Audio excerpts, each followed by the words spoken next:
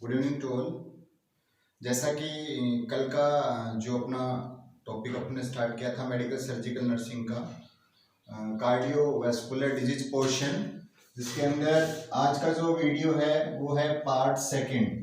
यानी first part जो introductory part था उसके अंदर अपन ने देखा था कि नॉर्मली जो कार्डियोवैस्कुलर डिजीज क्या होती हैं, और इसके साथ साथ में अपन ने देखा था कि मुख्य रूप से जो कार्डियोवैस्कुलर सिस्टम की जो एनाटॉमी एंड फिजियोलॉजी है वो किस प्रकार की होती है।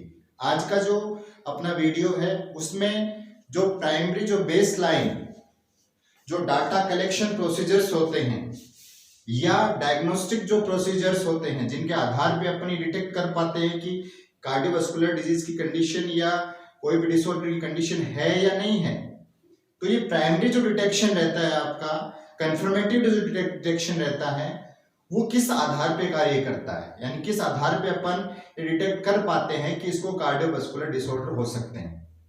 सबसे पहली जो चीज इसमें आती है वह आती है हिस्ट्री कलेक्शन। कोई भी किसी भी प्रकार के डिसऑर्डर के अंदर history collection most important role play करता है।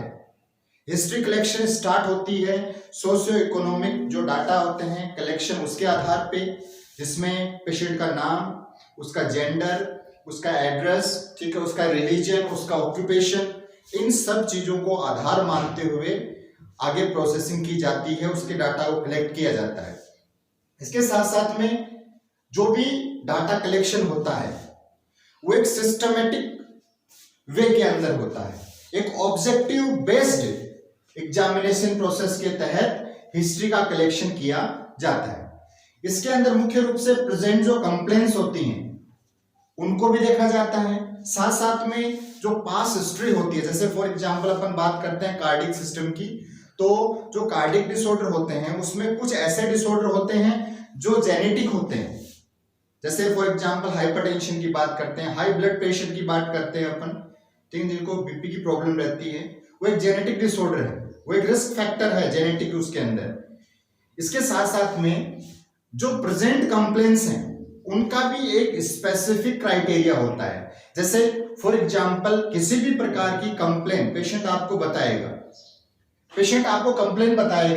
तो आपको उन पर्टिकुलर कंप्लेंट को किस आधार पर नोट डाउन करना है, जैसे उसका ऑनसेट कब ये कंप्लेंट आपको दिखाई दी, उसका ड्यूरेशन कुछ घंटे, कुछ दिन, ठीक है ना, कुछ ईयर हो सकता है, सीवियरिटी कैसी है। सीवियरिटी के लिए आपको क्या करना पड़ेगा, इसमें एक स्केल का निर्धारण करना होता है। जैसे 1 to 10 आपने बता दिया, अब 1 to 10 आपने बता दिया तो आप बताओ कि आपका जो पेन है, फॉर एग्जांपल पेन की बात करते हैं अपन, चेस्ट पेन की बात करते हैं, तो चेस्ट पेन की सीवियरिटी किस प्रकार की है, तो एक जो स्केल है उसके आधार पे अपन बता सकते हैं कि माइल्ड है मतलब 1-2 है, ठीक है, मॉडरेट है मतलब 4-5-6 की कंडीशन है, एंड सीवियर है इट बिकम 8-9 और 10। तो इस प्रकार से अपन इस पर्टिकुलर सीवियरिटी का निर्धारण करते हैं। कोर्स ड्यूरेशन का मतलब ये होता है कि जो भी डिसऑर्डर है वो किस प्रकार का है, रैपिडली आ रहा है या नहीं आ रहा है, किस प्रकार से प्रोसीड कर रहा है, ठीक है। इसके बाद में इंटरमीडिएट है या कंटिन्यूअसली है, जैसे फॉर एग्जांपल पेन की बात करते हैं तो पेन क्या रहता है, इंटरमीडिएट भी रहता है और कंटिन्यूअसली भी रहता है, यानी एक बार एक एपिसोड आया उसके बाद चला गया, this is called intermediate. And continuously की बात क्या करेंगे, आपको एक प्रोलॉन्ग टाइम के लिए, लंबे टाइम के लिए पेन हो रहा है, वो आपका हो जाएगा कंटिन्यूअसली। रिलीविंग फैक्टर का मतलब यदि आपने किसी भी प्रकार का एनाल्जेसिक लिया जिससे आपको रिलीफ मिला या नहीं मिला, जैसे फॉर एग्जांपल अपने को कोई चोट वगैरह लग जाती है तो अपन घर पे नॉर्मली आइडेक्स वगैरह का यूज करते हैं, मूव वगैरह का जेल का यूज करते हैं, तो वो भी एक हिस्ट्री कलेक्शन का पार्ट होता है। इसके साथ साथ में एसोसिएट फैक्टर का मतलब होता है कि साथ में कोई दूसरी चीज भी क्रिएट हो रही है, जैसे हार्ट अटैक की कंडीशन में अनकॉन्शियस हो जाता है पेशेंट, ठीक है, चेस्ट पेन तो होता ही होता है, साथ में अनकॉन्शियस, सीवरिंग, वो आपका एक्सेसिव स्वेटिंग हो जाता है, ये सब चीजें। उसके प्रीवियस एपिसोड का मतलब ये होता है कि जो भी डिसऑर्डर है वैसी कोई दिक्कत आपको इन द पास्ट तो नहीं क्रिएट हुई थी, तो इस प्रकार से जो भी प्रेजेंट जो कंप्लेंट्स होती हैं उनका निर्धारण किया जाता है। नेक्स्ट आता है कार्डियोवैस्कुलर सिम्टम्स कौन कौन से होते हैं, यानी जो कार्डियोवैस्कुलर डिसऑर्डर्स होते हैं उनमें जनरली कौन से सिम्टम्स आपको ज्यादा दिखाई देते हैं, जिसमें आपको चेस्ट पेन दिखाई देगा, सीने में तेज दर्द होगा, डिस्निया डिफिकल्टी इन ब्रीथिंग, सांस लेने में प्रॉब्लम होगी या शॉर्टनेस ऑफ ब्रीथ रहेगा। देन पल्पिटेशन, पल्पिटेशन का मतलब होता है कि एक प्रकार से रैपिड या इररेगुलर हार्ट बीट जो रहता है उसको अपन पल्पिटेशन कहते हैं। डिजीनेस, डिस्कम्फर्ट रहेगा। एडिमा, जो भी आपके जॉइंट्स हैं वहां सब में क्या आ जाएगा, स्वेलिंग आ जाएगा। जैसे आपका फॉर एग्जांपल हाइपरटेंशन है या जो आपका नॉर्मली कंजेस्टिव हार्ट फेल्यूर यानी हार्ट फेल्यूर की कंडीशन के अंदर एडिमा क्रिएट होता है। किसी भी प्रकार का इन्फेक्शन, इन्फ्लामेशन है तो आपका टेम्परेचर एलिवेशन हुआ है तो फीवर की कंडीशन भी रहती है। कुछ कंडीशंस में वेट गेन होता है, कुछ में लॉस होता है। In the condition of any type of blockage, और यदि आपका सर्कुलेशन प्रॉपर्ली नहीं रह पा रहा है तो एडिमा की वजह से भी वेट गेन हो सकता है। तो ये पर्टिकुलर चीज थी कार्डियोवास्कुलर सिम्टम्स। उसके बाद अपन काटते हैं cardiovascular risk factors. Risk factors और कोज में अंतर होता है। कोज एग्जैक्ट जो पर्टिकुलर बेसलाइन डाटा होते हैं किसी चीज के पीछे उसको अपन कोज बोलते हैं। एसोसिएट फैक्टर जो होते हैं वो रिस्क फैक्टर का कार्य करते हैं। जैसे फॉर एग्जांपल अपन बात करें हाइपरटेंशन, तो लंबे टाइम तक यदि ब्लड प्रेशर रहेगा तो वो भी मुख्य रूप से कार्डियक डिसऑर्डर को एक तरह से रिप्रेजेंट करता है। Diabetes mellitus, high sugar level, इसको अपन हाइपरग्लाइसीमिया भी बोल सकते हैं। देन एक्सेसिव स्मोकिंग के अंदर भी क्या होता है, जो भी हार्ट डिजीज की कंडीशन क्रिएट हो जाती है, क्योंकि एक्सेसिव स्मोकिंग करने से जो भी आपके आर्टरी होती है वो हार्ड हो जाती है, उसकी जो इलास्टिसिटी होती है वो दूर चली जाती है। हाइपरलिपिडीमिया मतलब एक्सेसिव लिपिड डिपोजिशन हो जाना, लिपिड का एक तरह से कोगुलेशन हो जाना या एक तरह से टार फॉर्मेशन हो जाना, हाइपरलिपिडीमिया कहलाता है। देन फैमिली हिस्ट्री, जैसा कि मैंने आपको बताया हाइपरटेंशन जेनेटिकली ट्रांसमिट होती है एक जनरेशन से दूसरी जनरेशन के अंदर। तो ये कुछ पर्टिकुलर कार्डियोवास्कुलर रिस्क फैक्टर्स हैं जो मुख्य रूप से कार्डियोवास्कुलर डिजीज के लिए रिस्पॉन्सिबल होते हैं। तो ये पर्टिकुलर जो सेक्शन था, इस सेक्शन के अंदर हिस्ट्री कलेक्शन होता है जिसमें सोशियो इकोनॉमिक डाटा हो सकते हैं, प्रेजेंट कंप्लेंट्स हो सकते हैं। इसके साथ साथ में अपन पेशेंट की personal history like alcoholism, like smoking, ठीक है ना, अदर जो भी आपके एडिक्शन जो भी होते हैं जैसे कोकीन हो गया, अफीम हो गया, इन सब का यदि वो एडिक्शन कर रहा है तो उनके बारे में भी अपने को डिटेल हिस्ट्री पेशेंट की लेनी होती है यदि आपको कंफर्मेटिव जो भी इवैल्यूएशन करना है, डायग्नोस्टिक इवैल्यूएशन करना है। उसके बाद में नेक्स्ट चीज आती है फिजिकल एग्जामिनेशन। फिजिकल एग्जामिनेशन में मुख्य रूप से कुछ ऐसे एग्जामिनेशन या एक्टिविटी परफॉर्म की जाती है पेशेंट पे जिसके आधार पे ये पता लगाया जाता है कि इसको कार्डियोवास्कुलर डिसऑर्डर हो सकते हैं। जैसे for example generally inspection, inspection की यदि अपन बात करते हैं तो पेशेंट का वेट ज्यादा आपको बढ़ा हुआ दिखाई दे रहा है या पेशेंट मालनरिश्ड आपको दिखाई दे रहा है, इसके साथ साथ में पेशेंट को एक्सेसिव स्वेटिंग हो रहा है, तो ये कुछ ऐसी चीजें होती हैं जिनके आधार पे ये पता लगाया जाता है या इंस्पेक्ट किया जाता है कि इसको कार्डियोवास्कुलर डिसऑर्डर हो सकते हैं। सच लाइक एडिमा, जो भी आपके जॉइंट्स हैं हर जॉइंट्स पे यदि एडिमा की कंडीशन है तो ये कंडीशन भी आपको एक तरह से इंडिकेट करती है कार्डियोवास्कुलर डिसऑर्डर के लिए। देन जो भी आपकी पल्स हैं, जैसे आपका ब्रेकियल, कैरोटिड, ये जो पल्स हैं, अब पल्स में भी आपका जो भी नॉर्मली टेकिकार्डिया, ब्रेडिकार्डिया यानी पल्स रेट ज्यादा हो रही है, कम हो रही है, आप मैन्युअली इस चीज की रिकॉर्डिंग कर सकते हैं जिसके आधार पे भी आपको ये पता चल सकता है कि हार्ट प्रॉपर फंक्शनिंग कर रहा है या नहीं कर रहा है। देन ब्लड प्रेशर मॉनिटरिंग, स्पेग्मोमैनोमीटर की सहायता से आप ब्लड प्रेशर मॉनिटरिंग कर सकते हो जिसके आधार पे आप प्राइमरी हाइपरटेंशन, सेकेंडरी हाइपरटेंशन या नॉर्मल ब्लड प्रेशर या हाइपोटेंशन या क्राइसिस हाइपोटेंशन या इमरजेंसी हाइपरटेंशन को भी आप एक तरह से क्लासिफाई कर सकते हो, डिफरेंशिएट कर सकते हो। नॉर्मल जो ब्लड प्रेशर होता है वो 120/80 mm of Hg होता है। यदि blood pressure 140/90 mm of Hg से ज्यादा हो जाता है उस कंडीशन को हाइपरटेंशन कहा जाता है। देन यदि blood pressure 100/60 mm of Hg से लो हो जाता है इसे हाइपोटेंशन या लो ब्लड प्रेशर कहा जाता है। यदि blood pressure 180/110 mm of Hg से ज्यादा हो जाता है इसे क्राइसिस हाइपरटेंशन कहा जाता है। इसके साथ साथ में पल्पेट करके जनरली आप जो भी किसी भी प्रकार का जो भी स्वेलिंग है या ऑर्गन इनलार्जमेंट है उसको आप डिटेक्ट कर सकते हो। स्टेथोस्कोप की सहायता से नॉर्मली जो साउंड्स होते हैं, जो भी आपका साउंड तथा साउंड वेरिएशंस, दोनों चीजों को आप डिटेक्ट कर सकते हो। जैसे जनरली जो साउंड आता है हार्ड साउंड, जैसे लब और डब कहा जाता है, वो कब क्रिएट होते हैं, लब साउंड कब क्रिएट होता है? जब एवी वाल्व क्लोज होते हैं, यानी एट्रियोवेंट्रिकुलर वाल्व क्लोज होते हैं, तो उस दौरान कौन सा साउंड आता है? लब साउंड आता है। जब आपका सेमिलुनर वाल्व क्लोज होते हैं उस दौरान जो साउंड आता है उसको डब साउंड कहा जाता है। तो इनमें जो कोऑर्डिनेशन है वो किस प्रकार का है, वेरिएशन किस प्रकार का है, इसको भी डिटेक्ट किया जाता है। देन मर्मर साउंड यानी क्लियर विजिबल साउंड यदि आपको नहीं दिखाई दे रहे हैं, मर्मर साउंड है, इसका मतलब भी ये होता है कि जो हार्ट वाल्व या वाल्वुलर डिफेक्ट पेशेंट में हो सकते हैं, कार्डियक डिफेक्ट हो सकते हैं। तो ये कुछ प्रकार के फिजिकल एग्जामिनेशन होते हैं जिनके आधार पे ये डिटेक्ट किया जाता है कि पर्टिकुलर पेशेंट को कार्डियक डिसऑर्डर है। फिजिकल एग्जामिनेशन की यदि बात करते हैं तो उनमें inspection, palpation, percussion, auscultation, manipulation और टेस्टिंग ऑफ रिफ्लेक्स आते हैं जिनके आधार पे ये सब चीजें डिटेक्ट की जाती हैं। नेक्स्ट जो सेक्शन आता है वो आता है डायग्नोस्टिक इवैल्यूएशन का।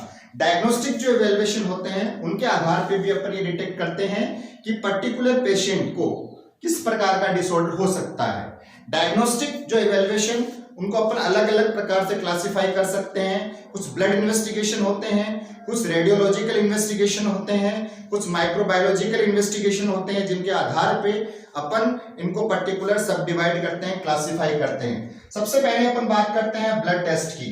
तो normally in cardiac disorder blood pressure एक प्रकार का मॉनिटरिंग करना या उसका एग्जामिनेशन करना, जिसमें सबसे पहले सीबीसी कंप्लीट ब्लड काउंट आता है, जिसमें यदि WBC एलिवेशन है इसका मतलब किसी न किसी प्रकार का हार्ट में या जो भी ब्लड वेसल्स है या ब्लड है उसके अंदर इन्फेक्शन है।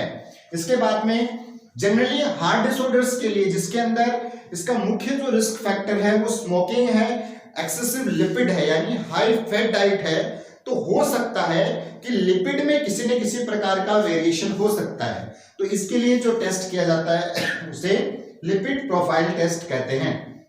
लिपिड प्रोफाइल टेस्ट मुख्य रूप से फास्टिंग लिया जाता है।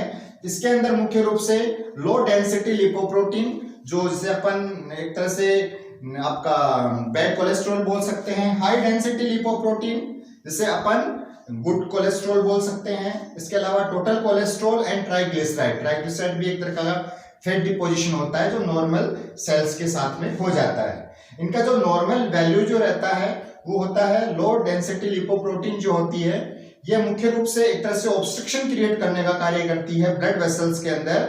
इसमें लिपिड की मात्रा ज्यादा होती है, तो ये कम से कम 130 mg/dl से बिलो रहनी चाहिए। इससे ज्यादा यदि आपका LDL आ रहा है इसका मतलब किसी न किसी प्रकार का वेस्कुलर डिसऑर्डर हो सकता है। देन हाई डेंसिटी लिपोप्रोटीन एक गुड कोलेस्ट्रॉल होता है जो मुख्य रूप से इसके इफेक्ट को कम करने का कार्य करता है, यानी लो डेंसिटी लिपोप्रोटीन के इफेक्ट को कम करने का कार्य करता है। इसका नॉर्मली जो वैल्यू है वो 40 mg/dl, यानी एक प्रकार से ब्लड वेसल्स को वॉश करने का कार्य करता है, साफ करने का कार्य करता है। इसके साथ साथ में टोटल कोलेस्ट्रॉल है वो बिलो 200 mg/dl होना चाहिए। इसके साथ साथ में जो ट्राइग्लिसराइड है वो बिलो 150 mg/dl होने चाहिए। तो ये ब्लड इन्वेस्टिगेशंस हो गए। इसके बाद में एक स्पेशलाइज्ड टेस्ट होता है जो मुख्य रूप से हार्ट अटैक की कंडीशन में किया जाता है, यानी हार्ट अटैक की कंडीशन में जो टेस्ट किया जाता है उसे ट्रोपोनिन टेस्ट कहते हैं। एक प्रकार का प्रोटीन टेस्ट होता है, इसे सीरम मायोग्लोबिन टेस्ट भी कहा जाता है। इस प्रकार के टेस्ट में जो ट्रोपोनिन प्रोटीन है उसका वैल्यू देखा जाता है ब्लड के अंदर। यदि नॉर्मल वैल्यू से ज्यादा है ये इंडिकेट करता है हार्ट अटैक को, और इस प्रकार की प्रोटीन का बार बार एक रेगुलर टाइम पीरियड के अंदर टेस्ट किया जाता है, जिसके आधार पे ये पता लगाया जाता है कि पर्टिकुलर पेशेंट हार्ट अटैक से क्योर हो रहा है या नहीं हो रहा है। इसके बाद में जो भी हार्ट की फंक्शनिंग है, हार्ट की पंपिंग कैपेबिलिटी है, उसका कंडक्शन प्रॉपर चल रहा है नहीं है, उसके लिए इलेक्ट्रोकार्डियोग्राफी की जाती है। इसके साथ साथ में एक एक्सरसाइज स्ट्रेस टेस्ट होता है जिसे ट्रेडमिल टेस्ट भी कहते हैं। ट्रेडमिल टेस्ट आप लोगों ने एक्सरसाइज वो आपका जो भी आपने जिम वगैरह में भी देखा होगा, ट्रेडमिल जो रहता है जिसपे अपन वॉकिंग करते हैं, दौड़ लगाते हैं, तो उसमें स्पेशलाइज जो आपके जो भी डाटा वगैरह कलेक्शन के लिए जो भी इक्विपमेंट्स लगे रहते हैं, जो आपके एक्सरसाइज के दौरान आपकी बॉडी की जो भी फिजिकल एक्टिविटी है, पल्स रेट है, ब्लड प्रेशर है, ये किस प्रकार से चल रहा है उस प्रकार की रिकॉर्डिंग की जाती है। इसके साथ साथ में इकोकार्डियोग्राम, इससे एक प्रकार का अल्ट्रासाउंड होता है जिसमें मुख्य रूप से हार्ट के स्ट्रक्चर, हार्ट की पंपिंग कैपेबिलिटी आदि को डिटेक्ट किया जाता है, इसकी एक प्रकार से पिक्चर ली जाती है। Then nuclear cardiac stress test, nuclear cardiac stress test को अपन exercise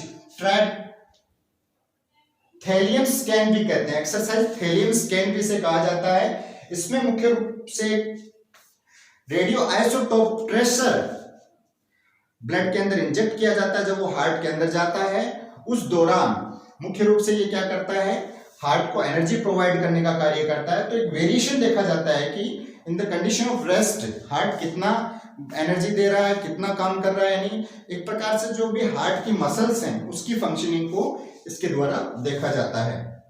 then coronary angiography, coronary angiography ये कंडीशन, ये स्पेशलाइज जो लेबोरेटरी टेस्ट है ये आफ्टर कार्डियक जो हार्ट अटैक या एंजाइना के बाद में किया जाता है। मुख्य रूप से एंजाइना एक प्रकार का चेस्ट पेन होता है, एंटीरियर चेस्ट पेन होता है, तो इस कंडीशन में की जाती है। और इसमें भी एक प्रकार की ट्यूब इम्प्लांट की जाती है कोरोनरी आर्टरीज के अंदर, और कोरोनरी आर्टरीज के अंदर इम्प्लांट करने के बाद में एक डाई इंजेक्ट की जाती है और उसका पिक्चराइजेशन लिया जाता है, जिससे पता चलता है कि कोरोनरी आर्टरी में कितना ब्लॉकेज है।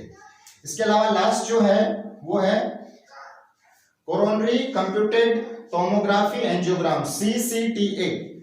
यह भी एक प्रकार का कोरोनरी जो ब्लॉकेज होते हैं, कोरोनरी आर्टरी के जो ब्लॉकेज हैं उसके स्पेशलाइज्ड एक प्रकार से सीटी स्कैन होती है, जिसमें भी डाई इंजेक्ट करके अंदर की पिक्चर ली जाती है, जिसमें जो भी आपका नैरोइंग ऑफ ब्लड वेसल्स या किसी भी प्रकार का प्लग फॉर्मेशन जो रहता है उसको आप इजीली डिटेक्ट कर सकते हैं। इसके साथ साथ में एक MRI मैग्नेटिक रेजोनेंस इमेजिंग का भी यूज किया जाता है। यदि बहुत ही माइनर किसी प्रकार का डिफेक्ट है जो इजीली आप ट्रेस नहीं कर पा रहे हैं तो उसके लिए मैग्नेटिक रेजोनेंस इमेजिंग स्टडी का उपयोग किया जाता है।